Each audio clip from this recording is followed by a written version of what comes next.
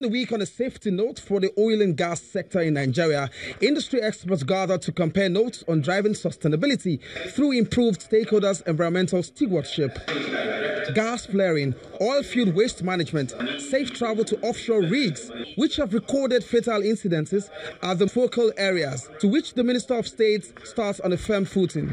One is on the issue of discharge of effluents in waterways, our creeks, our hinterland, rivers and all that. And DPR is taking a very aggressive position on what can and what cannot be done in those areas.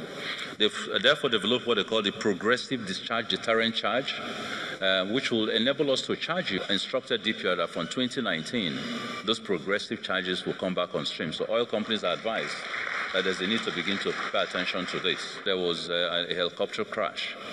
And out of the 10 people who were there, 4 were expatriates, 6 were Nigerians. All 4 survived, the 6 Nigerians died. I've also directed that effective January of 2019, DPR should put its weight of enforcement on this. And I'd like to see progressively what oil companies are doing in terms of training their workers before they go offshore. Regulations are a key component, and you are likely asking, so what is happening to the most prolonged piece of legislation for the industry? On behalf of the Vice President, Dr. Kachiku has this to say. While there have been varied reactions to Mr. President's recent decision to return the PIGB to National Assembly for slight amendments, permit me to state unequivocally that this administration remains fully committed to the passage of the PIGB. And we are working closely with the National Assembly to ensure its timely passage. The Department of Petroleum Resources is often referred to as the industry police.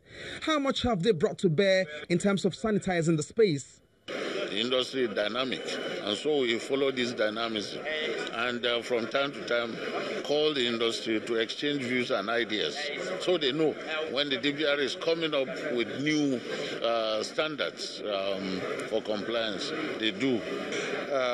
311 spills for 1 year. We should be concerned about the volumes, not the number of spills, because the number of spills is proportional to the level of activities.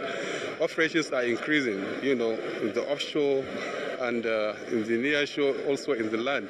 So there is, as a matter of necessity, should be some oil spills. But most of these numbers are mystery spills from the moving vessels. So I think exponentially the number of spills is coming down. While all that subsists, there's a huge opportunity set to be locked in the policy design to capture and process flared gas on a commercial traction for power supply. The federal government says investors are invited in this direction. Olu Phillips, Channels Television News.